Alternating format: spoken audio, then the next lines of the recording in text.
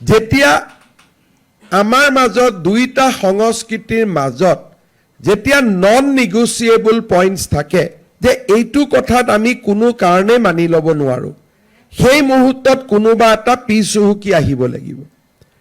অসমৰ পৰিপ্ৰেক্ষিতত সত্ৰ আৰু নতুনকৈ অহা মানুহবিলাকৰ মাজত যদি নন নিগোচিয়েবল পইণ্টত আমি আহোঁ, স্বাভাৱিকভাৱে নতুন মানুহখিনি পিছুৱাই আহিব লাগিব।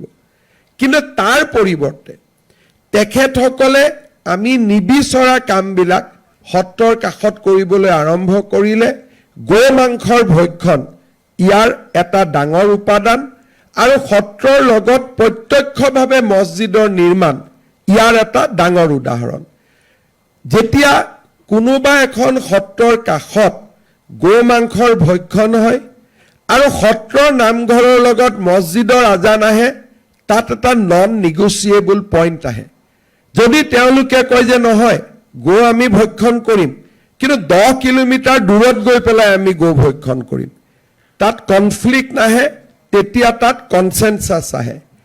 সত্ৰৰ কাষৰ পৰা থলুৱা লোকসকলক পঠিয়াই দিয়াৰ কাৰণে বা সত্ৰৰ মাটিক যাতে সত্ৰই নিবিচাৰে তাৰ কাৰণে দুটা বস্তু ৱেপনাইজ কৰা হ'ল। এটা হ'ল অবাধ বেদখল আৰু অবাধ গো মাংসৰ হত্যা আৰু ভক্ষণ।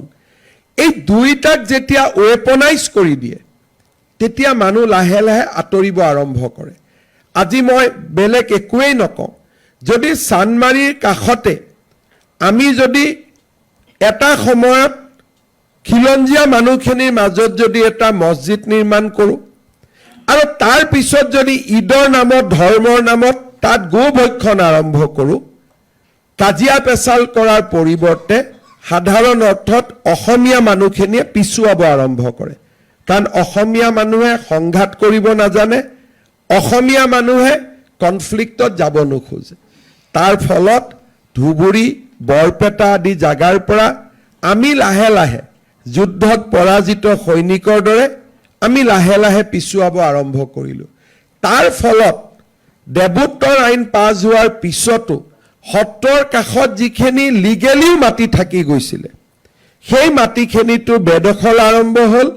আৰু যদিও ক'ব নালাগে, দুই এটা ক্ষেত্ৰত সত্ৰাধিকাৰসকলেও আন ধৰণে লিজত হওক নিলামত হওক চুক্তিবদ্ধ হৈ তেওঁলোককে মাটিসমূহ গতাই দিয়াৰ প্ৰৱণতা এটাও আৰম্ভ কৰিলে।